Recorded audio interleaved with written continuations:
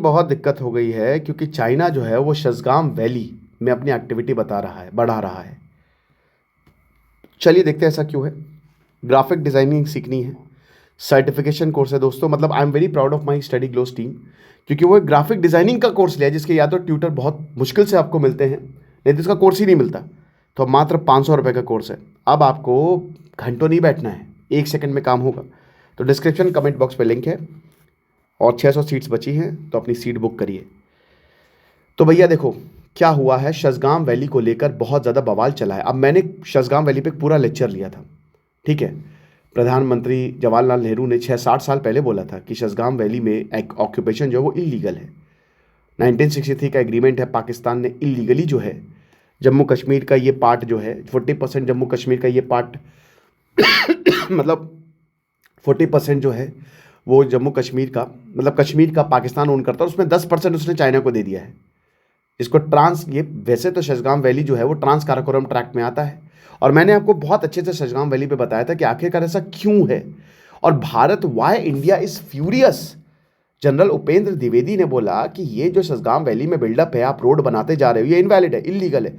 ये इनका जो हाईवे तो पूरा ऊपर तक जाता है, फिर एक पाकिस्तान से जोड़ता है, और बेसिकली भारत भी इंदिरा कोल पे अच्छा खासा डेवलपमेंट कर रहा है। सियाचिन तक हमने रोड बना दी है। चाइना के जो फॉरेन मिनिस्ट्री स्पोक्स पर्सन है माउ निंग, उन्होंने बोला है, भारत को रिजेक्ट किया, बोला कि हमारा शज़गाम है ये हमको रिस्पॉन्ड करता है, क्योंकि भारत ने तो बोला सीपेक भी तुम्हारा नहीं है, सीपेक भी हमारे इधर से जा रहा है और शज़गाम भी तुम्हारा नहीं है। लद्दाख के लेफ्टिनेंट गवर्नर कविंदर गुप्ता ने इंटरवीन किया और सीधा बोला कि देखो पीओके भारत का इंटीग्रल पार्ट था, है और रहेगा, और ये 1962 का इंडिया नहीं है, 2026 का इंडिया है। तो ये चीज़ है। तो जो चाइनीज़ कंस्ट्रक्शन हो रहे हैं ना, चलने वाला है नहीं। अब एलएसी, हम सबको पता है कि एलएसी को मार्क तो किया नहीं, बड़ी दिक्कत थी। 1963 ने पाकिस्तान ने बाउंड्री एग्रीमेंट किया था चाइना के साथ, 5180 स्क्वायर किलोमीटर शज़गाम वैली का बीजिंग को दे दिए थे। और हम सबको पता है कि यहाँ पे चाइनीज़ कंपनीज अब ऑपरेट कर रही हैं। ग्लेशियर पिघलेंगे तो इनकी चिप्स बनेंगी, जिसकी वजह से इनकी टेक इंडस्ट्री, और फिर यहाँ से जो ऊपर, ठीक है, कासगढ़ रीजन तक रोड बना रहे हैं ये। अब इसीलिए क्योंकि पूरी एनर्जी यहाँ से चलती है इनकी, सब कुछ, सारे क्रिटिकल मिनरल्स इनके यहीं से आ रहे हैं, सेंट्रल एशिया से कनेक्टेड हैं। तो ये बहुत स्ट्रैटेजिकली इंपॉर्टेंट है, लेकिन भारत के लिए बड़ी दिक्कत है क्योंकि भारत के लद्दाख के बिल्कुल पास में है, पीओके है, ये हमारा ही है। तो एरिया जो है वो 1947 में हम सबको पता है पाकिस्तान ने लिया था ये पूरा का पूरा। भारत ने कभी भी इस एग्रीमेंट को रिकॉग्नाइज नहीं किया और इलीगल है। जब से ये साइन हुआ है दैट इज इलीगल, और लीगल पोजीशन यही है। लेकिन अब भारत जो है वो पहली बार एग्रेसिव है। 1994 parliamentary resolution Jammu Kashmir cited by Ladakh lieutenant governor उस समय के कविंदर गुप्ता, उन्होंने बोला कि पूरा का पूरा पीओके हमारा है, ठीक है।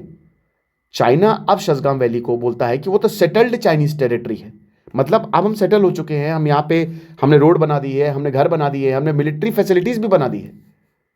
भारत के स्टैंड पॉइंट से ये थर्ड, क्योंकि देखिए शिमला एग्रीमेंट में, हालांकि शिमला एग्रीमेंट सस्पेंडेड है, तो अब जाहिर सी बात है क्योंकि वो सस्पेंडेड है तो फिर एलओसी का कोई मतलब नहीं है। लेकिन इस शिमला एग्रीमेंट में ये बात साफ बात थी कि पाकिस्तान और भारत कश्मीर का मुद्दा एक दूसरे के साथ बैठकर सुलझाएंगे, कोई थर्ड पार्टी मीडिएशन नहीं होगा। लेकिन अब इसी को लेकर भारत पाकिस्तान के ऊपर आरोप लगाता है, ये चीज़ है। तो जवाहरलाल नेहरू ने तो धर के गरियाया था भाई, 6 मार्च 1963 साइनो पाकिस्तान बाउंड्री पैक्ट को लेकर बहुत बोला था, लोकसभा में बोला था कि चाइना, जो पाकिस्तान ने किया है ना, भारत की टेरिटरी चाइना को दे दी। और पाकिस्तान के खुद के मैप्स देखिए, पाकिस्तान ने 13,000 स्क्वायर मील्स ऑफ टेरिटरी ये सीधा बीजिंग को दे दी है, कुछ पैसे की वजह से, चंद पैसों की वजह से।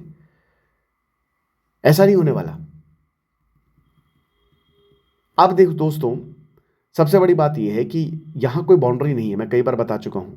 ट्रेडिशनल कस्टमरी बाउंड्री लाइन से बस अघिल रेंज या फिर काराकोरम रेंज, शज़गाम रिवर यहां से बहती है, उसको कट करते हैं। ये कोई डेफिनेट नेचुरल फीचर नहीं है, लेकिन मैप्स हमारे पास अवेलेबल हैं।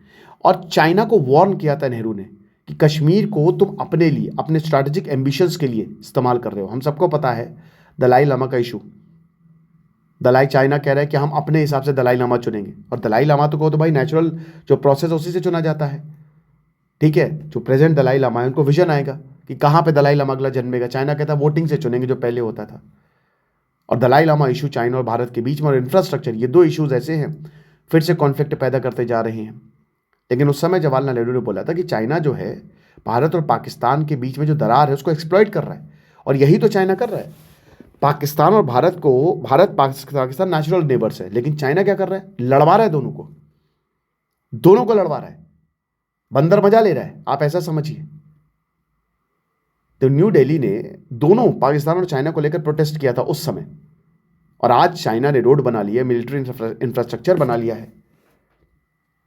फरवरी 2022 में उस समय minister of state and the ministry of external affairs V Muraleedharan ने बोला कि चाइना जो है उसने 38,000 square kilometre of Indian territory को इलीगली ऑक्यूपाई किया है in the union territory of Ladakh पिछले 60 सालों से। शसगांव वैली इशू को भी उन्होंने उस समय साइट किया कि इलीगल है, इनवैलिड है। और नरेंद्र मोदी और मोदी सरकार ने उस समय बोला कि जो इंफ्रास्ट्रक्चर बनाया जा रहा है हम उसको रिकॉग्नाइज नहीं करते, ना ही सीपेक को रिकॉग्नाइज करते हैं। चाइना तो शुरुआत से चाह रहा है कि सीपेक में भारत आ जाए, और सीपेक खत्म हो चुका है, बर्बाद हो चुका है। तो ये रिकॉर्ड है, पार्लियामेंट में आप कुछ भी बोलेंगे तो that position is on record. और फ्यूचर लीगल ऑप्शंस भी बता दिए मोदी सरकार ने कि हम इंटरनेशनल फोरम्स या फिर बायलैटरल नेगोशिएशंस करेंगे इसको वापस लेने के लिए। अब जनरल उपेंद्र द्विवेदी ने बोला कि ईस्टर्न लद्दाख स्टेबल है, लेकिन मॉनिटरिंग की ज़रूरत है।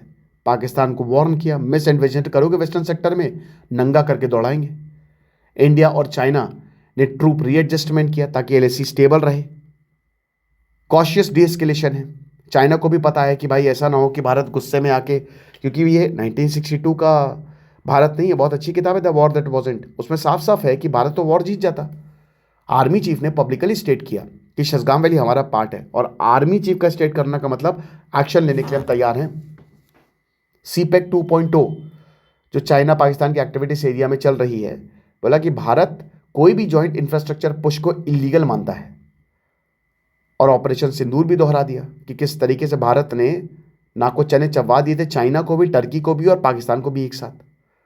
तो याद रखना बेटा, कोई भी चाइना और पाकिस्तान का पीओके में कलिजन हुआ तो भारत का मिलिट्री कैलकुलस आप सोच लो कैसा है।